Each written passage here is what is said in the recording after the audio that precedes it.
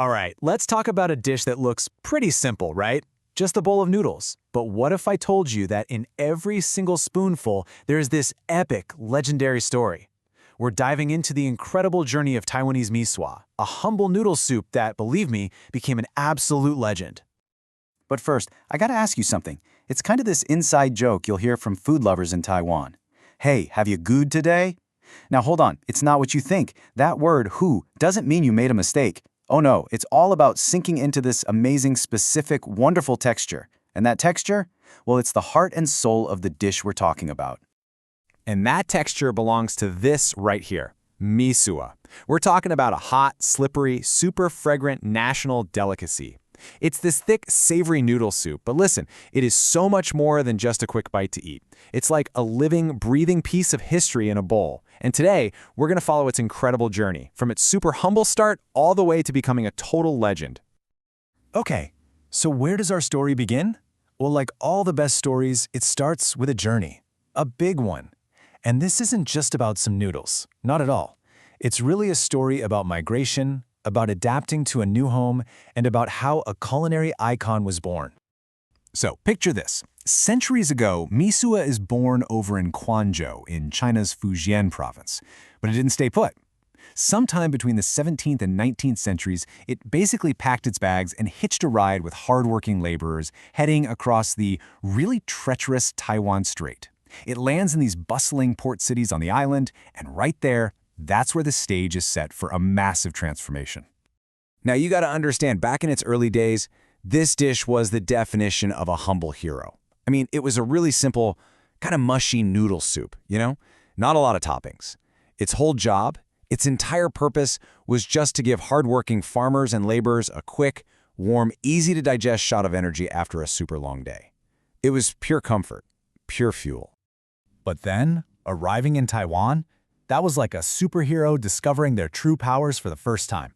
Seriously, this is the part of the story where Meesua gets its great Taiwanese makeover. This is where it finds its destiny. Because see, on this island, which is just packed with incredible food and resources, our humble little noodle soup has this fateful meeting. A meeting that was going to change everything about it, forever. And this is it. This is that fateful meeting. Meesua meets the fresh, plump oysters that are just everywhere along Taiwan's coast. And wow, you get the briny sweetness of the ocean mixing with that savory, starchy noodle soup. It was a match made in heaven. And just like that, the iconic oyster Meesua was born, a name that's now famous all over the world. But wait, the oyster wasn't its only new friend. The party was just getting started. Pretty soon, this rich, savory braised intestine shows up, and its texture?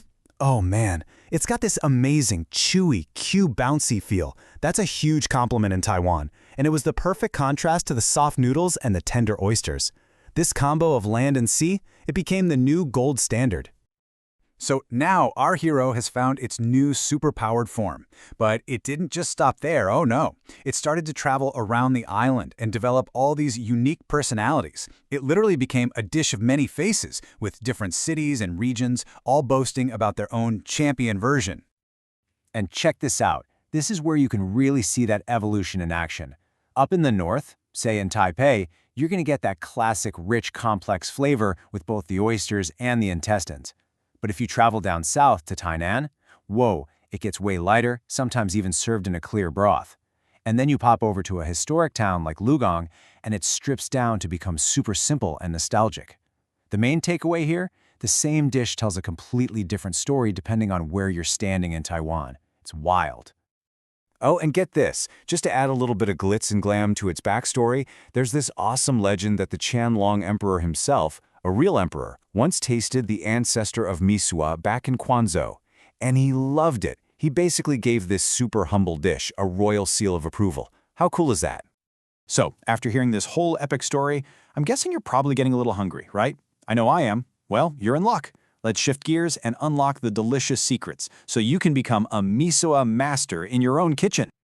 Okay, it all boils down to 6 key steps. Ready? First up, the soul of the dish, the broth. You want that sweet, umami-rich base, usually from bonito flakes. Step 2, the hero, the noodle. You gotta use Taiwanese red Meesua. It's the one that gives you that signature texture and doesn't turn to mush.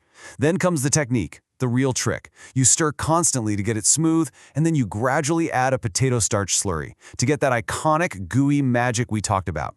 After that, you introduce the perfect partners, those fresh oysters and savory intestines. And for the grand finale, the finishing touch, the holy trinity of toppings, black vinegar, minced garlic, and cilantro. Don't forget the chili sauce. So as we start to wrap things up here, it's pretty clear, right? Meesua is so much more than just noodles. It's a living legend in a bowl. It's a symbol of this incredibly rich culinary heritage. Think about it. In that one single bowl, you have the entire journey.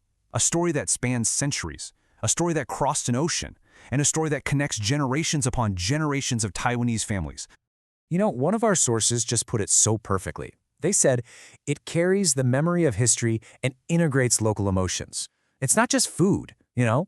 For people who grew up with it, it's the taste of home. And for anyone just discovering it, it's the taste of history. So the next time you are lucky enough, and I mean lucky enough, to have a steaming, fragrant bowl of Meesua right in front of you, I want you to pause for a second. Think about its incredible journey. Think about those hardworking farmers it fueled. Think about the plump oysters it befriended. Think about the cities it totally conquered.